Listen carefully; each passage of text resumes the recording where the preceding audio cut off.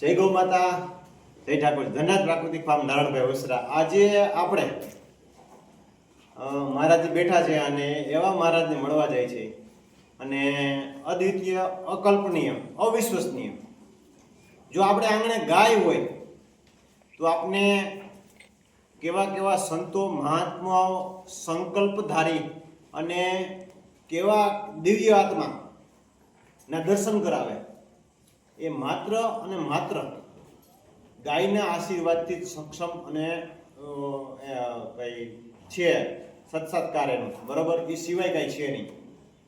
આપણા વડીલો પેલા ગાય રાખતા અને ગાયોના જ આપણે ટૂંકમાં ધનની ગણતરીમાં થતું ગૌધન, બરોબર? અને ત્યારે જ આપણા વડવાઓને ડેલીએ ડાયરા હતા. સંતો મહંતો બધા પધારતા અને આપણે આંગણે ઉતારા નાતે બધું થતું અને ધર્મની વાતો થતી અને એમાં કંઈક જાણવાનું મળતું. તો ચાલો જાજી લાંબી વાત ન કરી અને આપણે જે બાજુમાં છે આપણે એનો પરિચય કેળવીએ. અને તમે કલ્પના નહીં કરી શકો કે શું આ મહાત્માના દર્શન કરવા પણ એક દિવ્ય લાવો છે. અને આજે હું એમને મળ્યો એટલે એમ માની લ્યો કે માએ બધાય ધામ, ચારો ધામ, सभी धाम, सभी व्यासपीठ जो बताएंगे हम उनके दर्शन कर चुके, ऐसा ही मान लीजिए. तो महाराज जी हिंदी में बात करेंगे और हमें हिंदी में वार्तालाप करने का प्रयत्न करेंगे. अब उनका परिचय लेते हैं. महाराज जी जय गौ माता. और आप अपना परिचय हमें दीजिए और हम जानना चाहते हैं कि आप किस उद्देश्य से निकले. पहले आप अपना परिचय दीजिए. हरि ओम. हरि ओम. जय गौ माता. देखिए, मेरा नाम नरेश गंगवार, जिला बरेली की तहसील नवाबगंज में गांव पड़ता है मुझैना संतोष, जो कि उत्तर प्रदेश में है. वहीं का मूल निवासी हूँ और वहीं से दंडवत मेरी यात्रा चल रही है. मेरा संकल्प है 4 धाम, 12 ज्योतिर्लिंग, 18 शक्तिपीठ, अर्धनारीश्वर, वैष्णो माता, अमरनाथ, मेदीपुर बालाजी, मथुरा, अयोध्या, गोरखनाथ मंदिर और नेपाल के पशुपतिनाथ तक पीठ के बल खिचरता हुआ हर धाम पे जा रहा हूँ. मत्था टेक रहा हूँ, मत्था पटक रहा हूँ कि हे महाकाल माँ आदिशक्ति, मेरे सनातन धर्म की रक्षा और जो मानवता से दानवता की ओर मुड़ रहे हैं उन्हें सद्बुद्धि दो और मेरी गौ माता को राष्ट्र माता का दर्जा मिल जाए. फिर वो मुझे कुछ नहीं चाहिए, सर्व संपन्न हूँ ये भौतिकता से. तो इसीलिए चल रहा हूँ. महाराज जी अभी आपने कितने धामों के दर्शन किए? देखिए, सर्वप्रथम तो मैं अपने मूल निवास से ही दंडवत करते हुए आया. सबसे पहले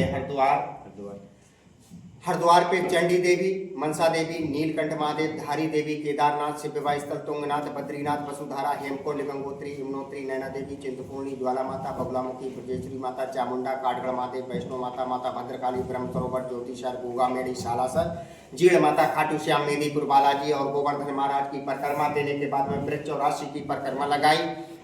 वृंदावन की अलग लगाई, कृष्ण जन्मभूमि की अलग लगाई. इसके बाद बरसाना की परिक्रमा अलग लगाई. फिर आया तेजाजी के बाद में पुष्कर के बाद चामुंडा के बाद चार भुजा के बाद अम्बा माता के बाद पावागढ़ और पावागढ़ से गिरनार और गिरनार से आज आपके चरणों में इस गौ माता आदिशक्ति की दरबार में इस गौशाला में हम ठहरे हुए हैं. आपने काफी नाम जो आपने और मैंने नहीं सुने उतने दर्शन कर चुके हैं महाराज जी और आगे दर्शन प्रभु नहीं किए हैं. सिर्फ और सिर्फ दर्शन का अभिलाषी नहीं हूँ मैं प्रभु. मैं सिर्फ और सिर्फ अर्जी लगा रहा हूँ. धामों पे जाती है, आस औलाद मांगती है, धन जायदाद मांगती है, पद मांगती है, लेकिन मेरे लिए सब कुछ बेकार है. मेरे लिए तो मेरा धर्म और मेरा राष्ट्र ही सर्वोपरि है और अपने राष्ट्र के लिए, अपनी गौ माता के लिए मेरे शरीर का जो अंग काम आएगा वो अंग मैं कुर्बान करने के लिए, निछावर करने के लिए तैयार हूँ और इसीलिए निकल पड़ा हूँ. सभी धामों पे आप अर्जी करके आए हैं। जी जी, इतने धामों पे अर्जी लगा चुके हैं और आगे जो है द्वारकाधीश, सोमनाथ, नागेश्वर इधर जा रहे हैं। તો તમે ઘણા બધા નામ ન સાંભળ્યા એવા નામ મહારાજજીએ કીધા અને બધી જગ્યાએ જઈ આવ્યા. તો આ માત્ર ને માત્ર તમે કલ્પના કરો ખાલી કે મારે આંગણે અને અત્યારે જે અમે ગૌશાળામાં બેઠા છીએ સૌરભભાઈ આંગણે ગાય છે, ગાય આપણું મૂળ ગૌ માતા છે. એના કારણે થઈને બધાય ધામ દોડીને આ ગૌશાળામાં આવ્યા છે એમ કહીને ચોખ્ખીને સ્પષ્ટ વાત. આ આપણી સનાતન સંસ્કૃતિ અને આપણા વડીલોની સંસ્કૃતિ આપણે આંગણે ગાય, આ ગાયના કારણે આજે સૌરભભાઈ અને કૌશલભાઈ કે હમણાં આજે લગભગ જ્યારથી ગૌશાળા કરી ત્યારના હું તો એના પહેલેથી ટચમાં છું. અમે તો પહેલેથી મિત્ર જ છે, પણ એને ગૌશાળા કરી પછી ક્યાંય લગભગ એમ કહું કે 90% ક્યાંય નથી નીકળી ગયા, બરોબર. તો આજે એટલા બધાય ધામ દોડી અને એની સૌરભભાઈ અને કૌશલભાઈ આવ્યા. તો માત્ર ને માત્ર એનું મૂળ ગાય છે. આજના યુગમાં જ્યારે બાપ દીકરાને નથી રાખવા ત્યાર, દીકરો બાપને નથી રાખવા ત્યાર, બે માણા ભેગા નથી રહેવા ત્યાર, તો આજે હું તમને તમે કલ્પના ન કરી શકો ને એવા સંકલ્પ સાથે જ્યારે પ્રભુ શ્રી રામને વનવાસ થયો અને માં સીતાએ એમ કીધું કે હું તમારા ભેગી, તમે ન્યા હું, તો જ્યાં महाराज जी छे ये जाय छे एनी साथे कौन छे? महाराज जी आप जो अभी यात्रा कर रहे हैं, जी जी जी, आपके साथ कौन कौन है? देखिए हम जो हैं 1 मई 2023 से दंडवत कर रहे हैं, ये भी बता दें आपको। 1 मई 2023 पहले 2 साल, हाँ 25 महीना आज 9 दिन हो गए, 2 साल के पार हो गए। और इस यज्ञ में, क्योंकि ये हमारा यज्ञ चल रहा है, इसमें हर दंड की अपने तपोबल की आहुति लगा रहे हैं। जी जी जी। और इसमें हमारा सहयोग जो है हमारी धर्मपत्नी सुमित्रा देवी जी हमारे साथ में सहयोग दे रही हैं, हमारा सेवा करती हैं, सीता की तरह जी बहुत सेवा करती हैं। बेटा हमारा जो है श्रवण कुमार की तरह हमारी सेवा करता है और हमें कहीं जाने ही नहीं देता, जो भी चीज़ की हमें ज़रूरत होती है वहीं पर ला करके देता है। तो हम 3 प्राणी चल रहे हैं और मैं आपके इस चैनल के माध्यम से अवगत कराना चाहूँगा सभी सनातनी भाइयों को, भाई यदि ज़्यादा गौ माता ना रख सकें, सेवा ना कर सके, तो हर सनातनी को कम से कम 1 गौ माता अपने घर पर अवश्य रखें, उसकी सेवा करें। क्योंकि गौ माता और नहीं, स्वयं आदि शक्ति है।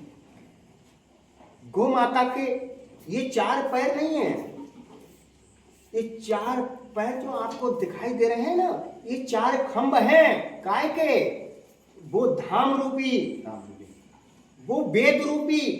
जिसने गौ माता की सेवा कर ली उसे संसार में कहीं भटकने की जरूरत नहीं। उसने चारों वेदों का अध्ययन कर लिया, उसने चारों धाम की यात्रा कर ली, उसके घर पर ही सभी धाम हैं, कहीं भटकने की जरूरत नहीं है। मैं यही संदेश देना चाहूँगा और ये भी कहना चाहूँगा, जिसने गौ माता को आवारा पशु की भांति रोड पे छोड़ दिया तो समझ लो उसने अपने माँ बाप को अनाथालय भेज दिया।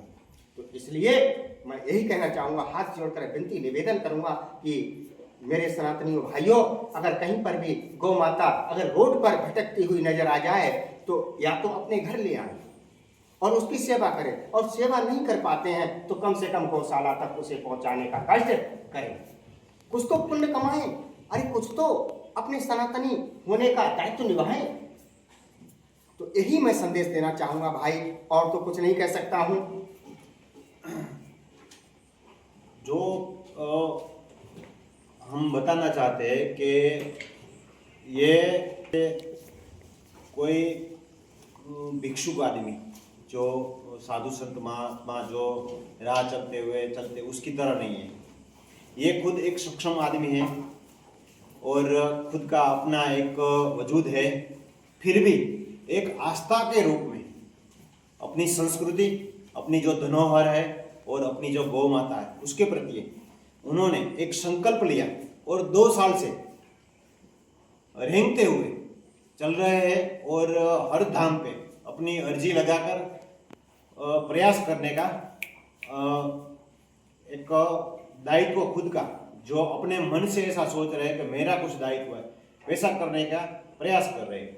और आज के ज़माने में आज लेटेस्ट और मॉडर्न ज़माने में अगर कोई पति अपनी बीवी को रेस्टोरेंट न ले जाए खाना खाने के लिए, तो बीवी अपने पति को छोड़ के चली जाती है।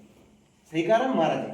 तो नहीं कह सकता। नहीं आप नहीं, अरे मैं जो उदाहरण के तौर पे बात कर रहे हैं, तो इनकी जो धर्मपत्नी है, जो इनका जो महायज्ञ चल रहा है, उनके साथ अभी तो ये 2 साल हुआ है। अभी जो अभी रास्ता काटने वाले हैं, अभी 12 वर्ष का ये संकल्प है, 12 वर्ष तक ऐसे ही अभी चलते तो रहेंगे। 2 साल का अभी जो ये यज्ञ है, अभी तो 10 साल तक ये यज्ञ चलने वाला है।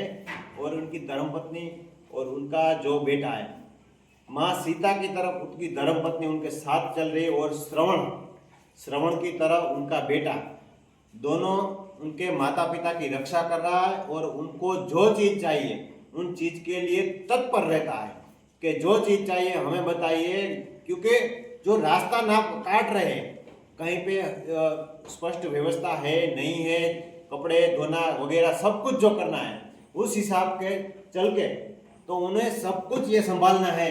तो आप सोचिए, तो ये कितना बड़ा त्याग मात्र और मात्र गौ माता और अपनी संस्कृति की धरोहर प्रति अपने पिता से और उनके आदर्शों से जो उन्होंने सिंचन किया, उस प्रकार से उनका बेटा भी उनके साथ इस महायज्ञ में चल रहा है। तो हमें इस बात की सीख लेनी चाहिए कि आज के जो भौतिक सुख है उनके पीछे न भाग के हमारी जो मूल संस्कृति है उनको बचाने के लिए जो हमारे आदर्श स्थापित किए हमारे पूर्वजों ने, उस पे हमें चल के हमें आगे बढ़ना चाहिए और हमारी संस्कृति और हमारी गौ माता है उनकी रक्षा करना चाहिए। क्योंकि आज वेदों में और हर जगह पे आप देखेंगे तो गौ माता का कुछ ना कुछ तो आएगा। और आयुर्वेद में किसी न किसी उपचार में गौ माता का आपको उसमें दृष्टांत मिलेगा। हर जगह मिलेगा, गौ माता का मिलेगा किसी न किसी प्रकार से। गौ माता के उससे अलावा भी कुछ अलग है तो नंदी महाराज का भी दृष्टांत मिलेगा। महाभारत के कई पर्वों में भी नंदी महाराज का भी बताया गया। नंदी जो है वो धर्म का प्रतीक है। धर्म का प्रतीक। हाँ। और गौ माता स्वयं आदि शक्ति है।